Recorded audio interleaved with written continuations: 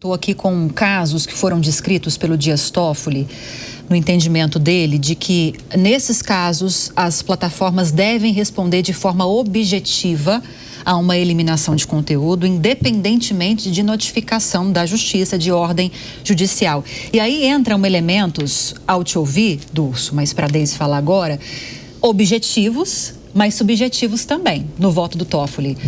Ele descreve crimes contra o Estado Democrático de Direito, eu acho que entraria nesse critério mais subjetivo da discussão, e vou citar só alguns que foram vários, que entrariam nesse critério objetivo: terrorismo, induzimento ao suicídio e automutilação, crimes de racismo, violência contra a criança, violência contra a mulher, infração sanitária, tráfico de pessoas. Aqui tem vários. Tô citando... Tem discurso de ódio no subjetivo. Tem discurso de ódio. Eu vi. Eu não cheguei aqui, mas tem.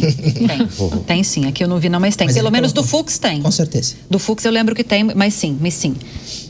E aí são pontos sensíveis, né? Que aí que a divergência deve surgir. Porque em alguns casos é indiscutível que há violência, há crime e tem que retirar mesmo. Lívia, eu reitero aqui meu ponto. Eu acho que o Marco Civil da Internet, né, de 2014, ele é uma das legislações mais robustas que a gente tem. Ele é importantíssimo, mas ele precisa de atualização. Mas eu tenho um pouco de ranço com essa discussão, porque eu acho que ela começa capenga. A gente não tem uma delimitação clara no Brasil do que é liberdade de expressão, do que é discurso do ódio. Vídeo que aconteceu nas eleições desse ano, a gente está falando de 2024. Fake news. Como que você vai delimitar o que é fake news? Vai pedir para uma plataforma tirar algo do ar? Não, porque isso é uma fake news. Mas a gente não tem delimitado o que é fake news. Olha o que aconteceu com esse PL aí, inacabado, ad eternum, sabe? A gente não tem essas definições. Então, eu acho que essa discussão, ela começa muito errada. Então, e aí, muitas vezes, quando eu vejo, jamais menosprezando, imagina, o interesse do STF, mas está tudo muito torto. A gente está discutindo em cima do quê?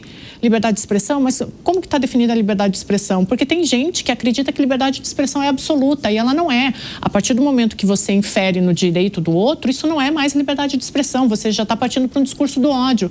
A gente não tem essas delimitações muito claras. Então, eu acho que essa discussão toda ela já começou muito errada. É claro que ela é muito importante, mas de verdade, assim, conhecendo um pouco e revendo isso, e aí os anos de história me dão um pouco mais de liberdade para falar isso, eu acho que essa discussão ela é importante, mas no final das contas ela não vai mudar nada. Acho que a gente vai chegar em 2026 ali com exatamente os mesmos problemas. E a gente tem um outro ponto importante aqui no Brasil que tem que se falar também, que é a questão da polarização. Então, eu acho que antes dessa discussão começar no STF, a gente teria que delimitar direitinho liberdade de expressão, discurso do ódio, aonde que fica essa linha tênue e fake news, gente.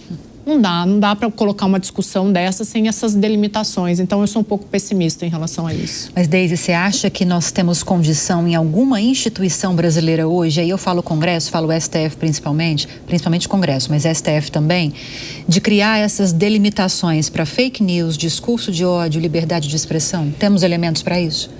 Eu acredito que não, mas essa não é uma discussão, Lívia, que pode ser feita em 2 meses.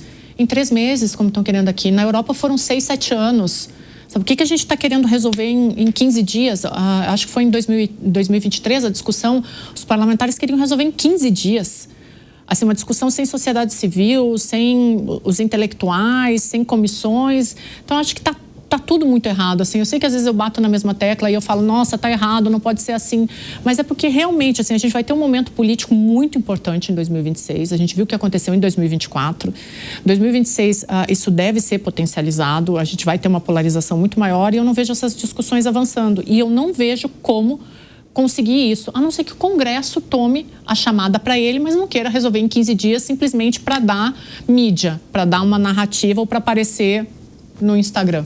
Sim. Aí é complicado. Nessa semana, Alexandre, o Barroso, ao falar à imprensa a respeito dessa discussão, dessas ações lá no STF, disse que o STF, eu vou usar a palavra modulando, o Durso usou atualizando, não me lembro exatamente a palavra que ele usou, mas está se debruçando sobre essas ações, criando algumas regras aí, até que o Congresso vote um projeto de lei das fake news. Por que eu estou usando o artigo 1? Que seja outro, mas que regulamente essa discussão.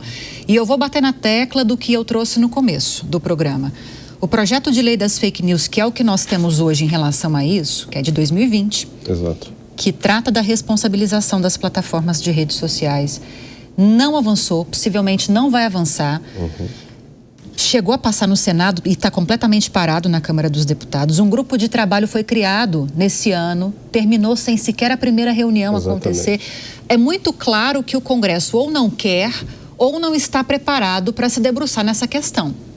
Não, perfeito. O fato que chama atenção aí, sem dúvida, do Congresso ter passado sem uma única reunião, né, um grupo específico para isso, é um absurdo. Eu acho que então que o STF está tentando ocupar um espaço vago deixado pelo nosso Congresso.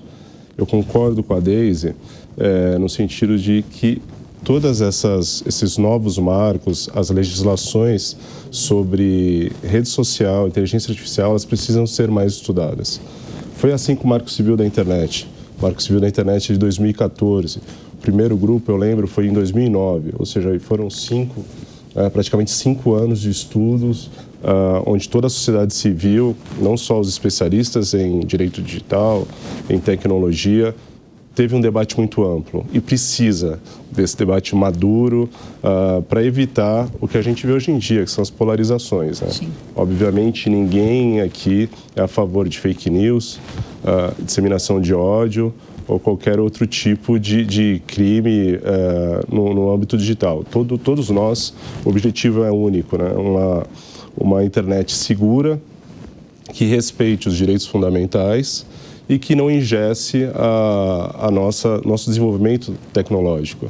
Acho que esse ainda continua sendo um desafio e não vai ser em 2 meses, em 3 meses que nós vamos conseguir superar a contento esse grande desafio.